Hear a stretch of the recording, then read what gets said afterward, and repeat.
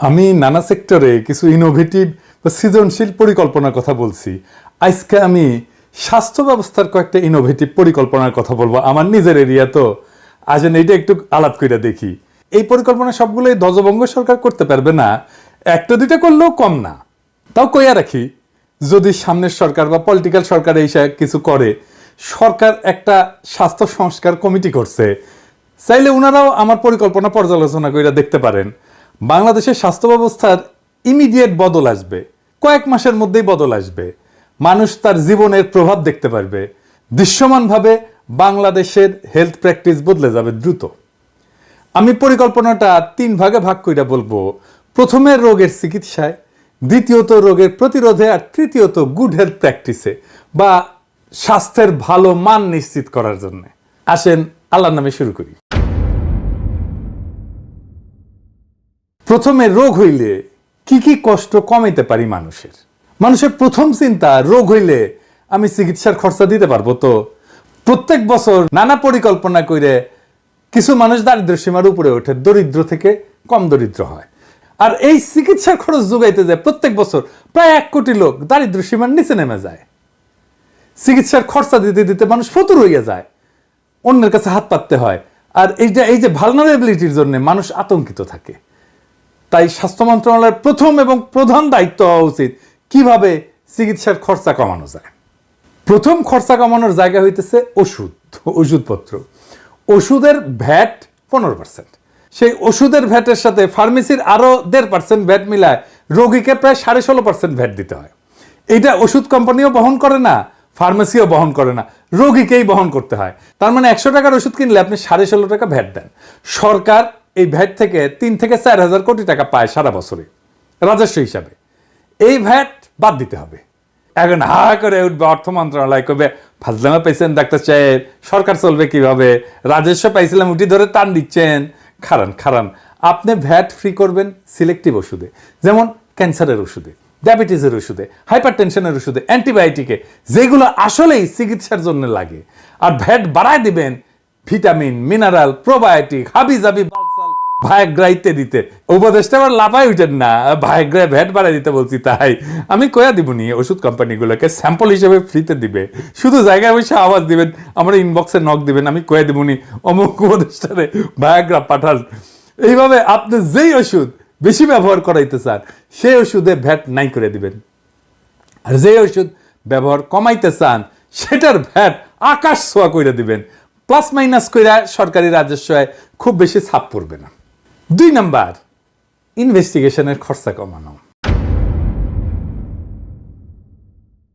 আপনারা কি জানেন এই যে বেসরকারি ডায়াগনস্টিক সেন্টারগুলো, নাম কইলাম না আর কি, নাম কইয়া দিলে আবার বিপদ, ভাববে আমি শত্রুতা কইরা নাম কইয়া দিতেছি, তাই নাম কই না। ধরেন হাগার পরীক্ষা করবে, তো ফি নিল 200 টাকা, তো এর মধ্যে 100 টাকা ব্যাকডোর দিয়া যে ডাক্তার সাহেব আপনারে পাঠাইছে তারে খামে বইরা মাসের শেষে দিয়ে আসবে। জানেন এটা সিস্টেম ভালোই। তাইলে আপনার যেটা দরকার নাই সেটা দিতেও তো ডাক্তার প্রলুব্ধ হবে, তাই না? এটা মানুষ তো রে ভাই। এটা বন্ধ করবেন কেমনে? হাসিনা হইলে কইতো কঠিন শাস্তি দেব, বা কইতো ভালো হইয়া যাও, ডাক্তারদের নীতি মেনে চলা উচিত, তাই না? আমি তো শিখ না বুদ্ধি চলি। তো এই স্বাস্থ্য মাফিয়াদের সাথে কোস্তাকুস্তি করতে যাব না। চাপা মাইর দেব, মাইর হবে, সাউন্ড হবে না। হ্যাঁ, মাইর হবে তো সাউন্ড দেন আপনি। আপনার সাউন্ড না দিলে তো মজা আসে না। তা কেমনে এটা করা হবে? সব ডায়াগনস্টিক টেস্টগুলো করবে সরকারি সেন্টারগুলো, কস্ট প্রাইসে, মানে যেটা খরচা শুধু সেটাই নিবে সে রোগীর কাছ থেকে। যত টাকা খরচা হবি টেস্টটা করতে, সেই খরচায় করে দেবে ওই টেস্টটা। ঢাকায় সরকারি হাসপাতাল তাও কম না, মেডিকেল কলেজ হাসপাতালগুলো তো আছে, বিশেষায়িত হাসপাতাল আছে, যেমন কিডনি হাসপাতাল, নিউরোলজি ইনস্টিটিউট, এনআইসিবিডি, বা ওই যে কার্ডিওলজি ইনস্টিটিউট, তারপরে সিএমএইচ, এগুলো তো মেলা কিছু আছে, আর কইলাম না আর কি। আমাদের সরকারি সেন্টার তো কম, আমরা কি নতুন সেন্টার বানাবো? না, বানাইতে হবে না। আপনি কি করবেন? আপনি টেস্ট করেন কি? রক্ত করেন, মলমূত্র, কফ করেন, আর X ray, ultrasound, CT scan, MRI, এগুলোই তো করেন, তাই না? রক্ত, মলমূত্র, কফ নেওয়ার জন্য আপনি পাড়ায় পাড়ায় কালেকশন সেন্টার করবেন।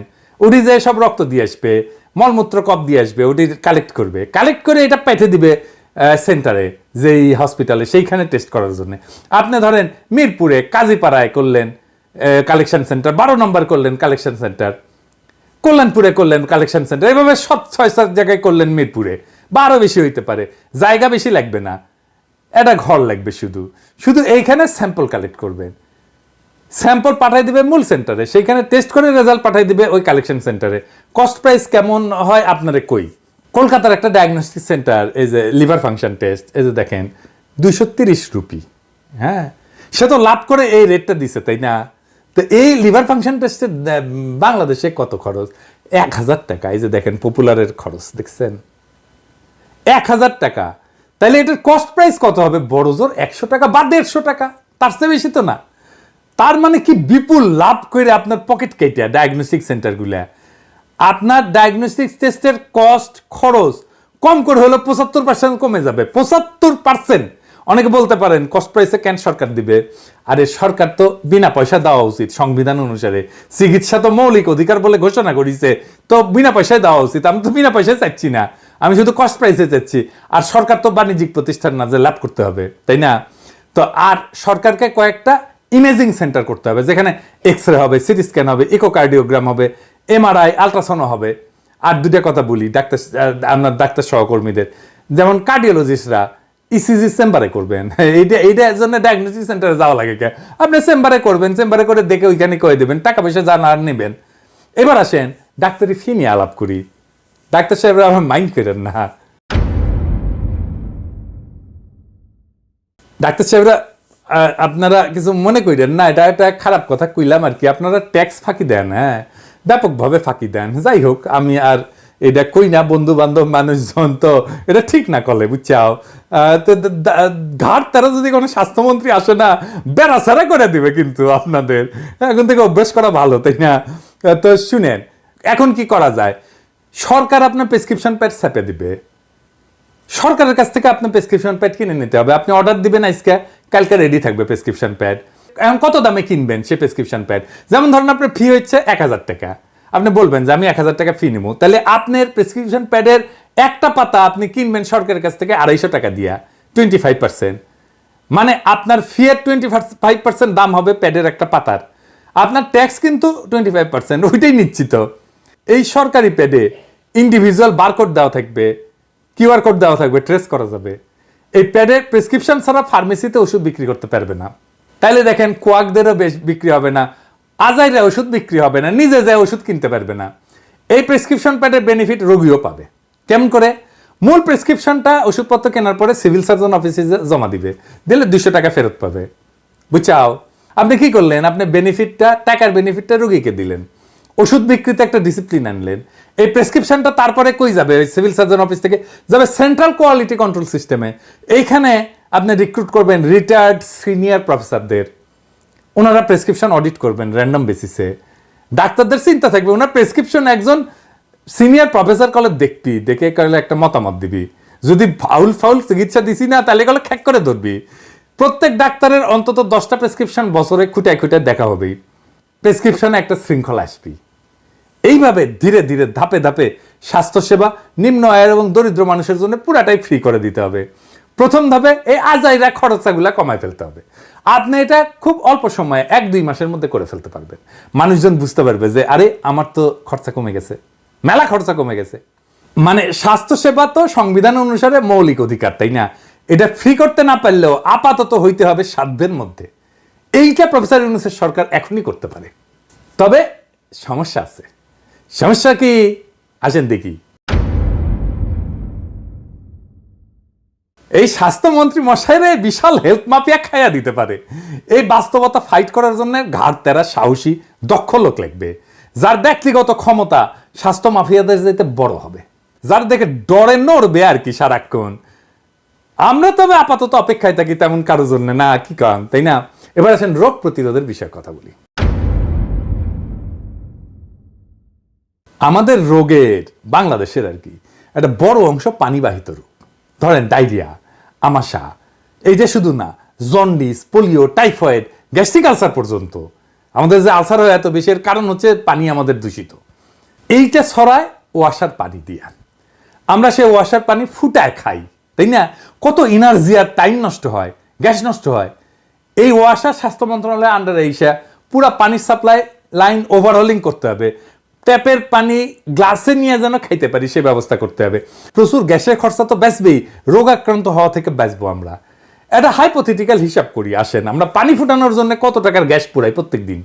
বাংলাদেশের নগরবাসীর সংখ্যা প্রায় 6,73,48,405 জন।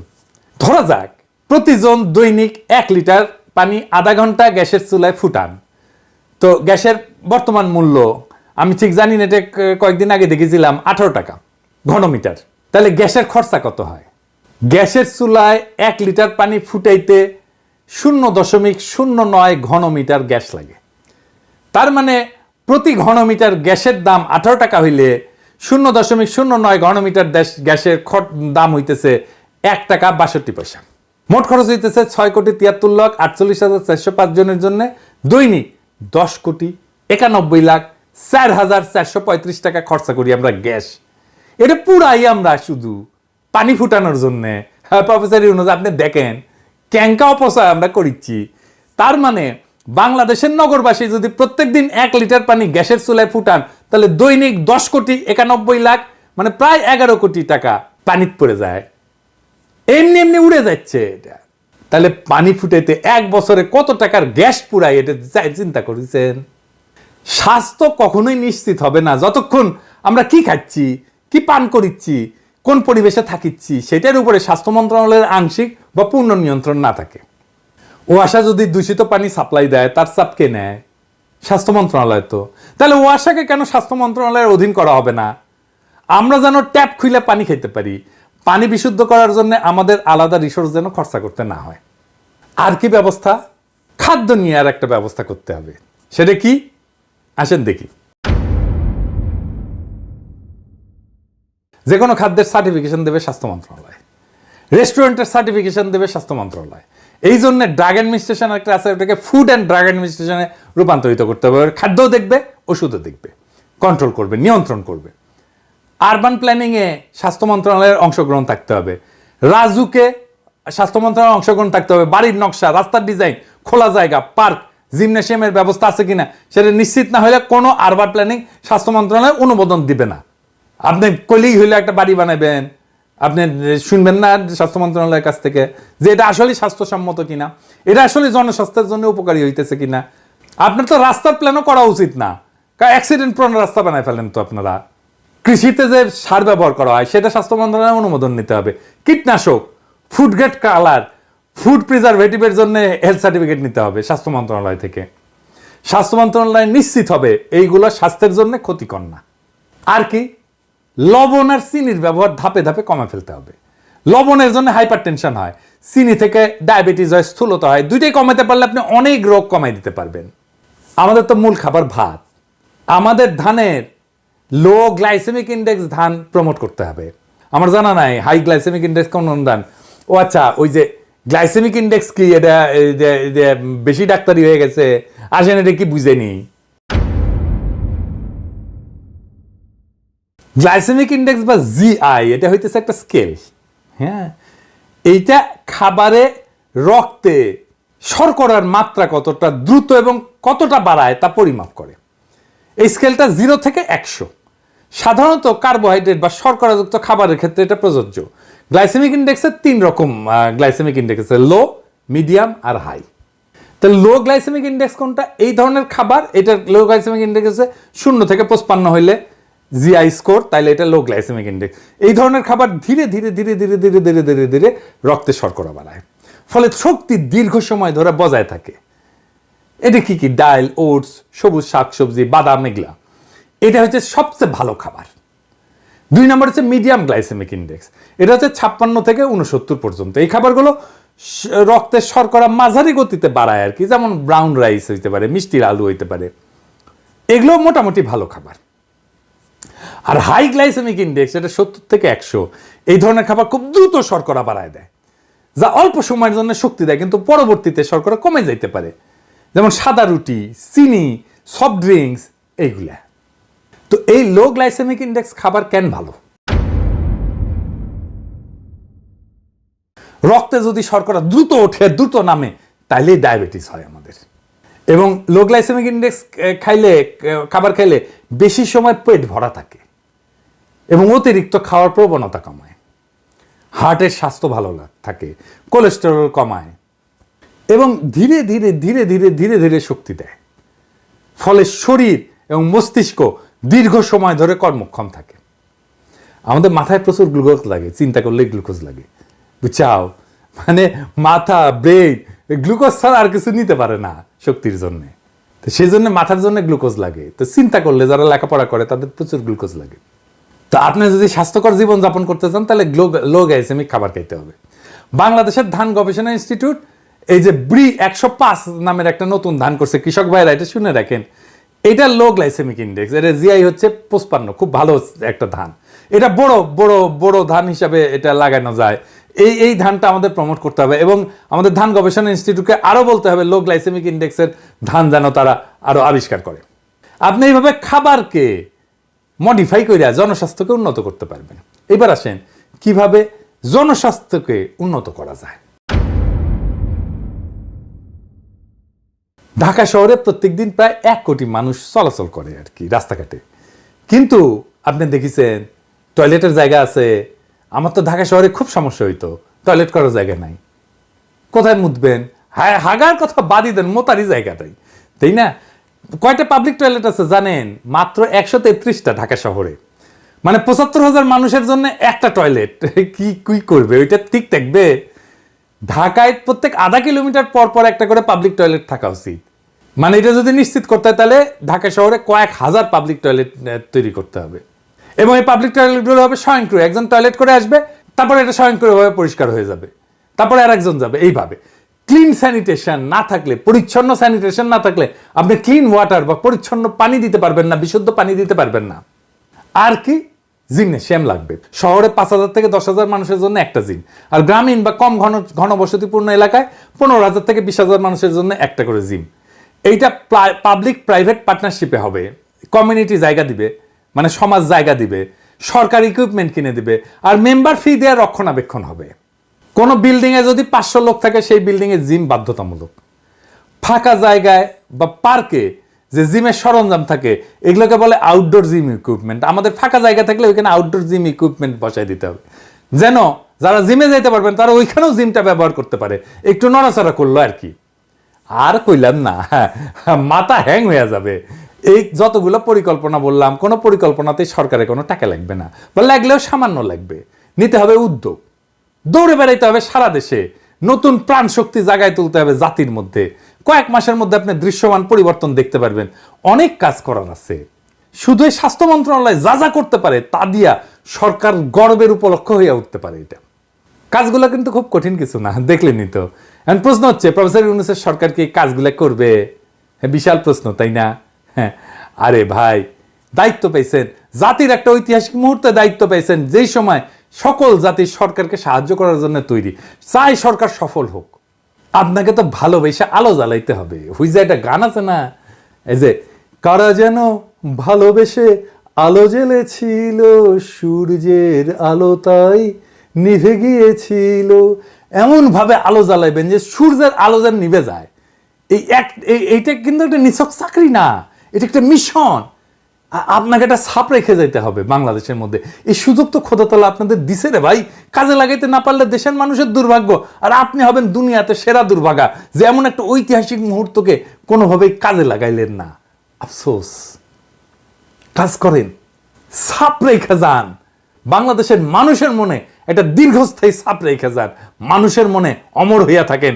অসম্ভব অসাধারণ একটা সুযোগ আসছে, কাজে লাগান রে ভাই, কাজে লাগান। আমরা আছি, সাহায্য করব।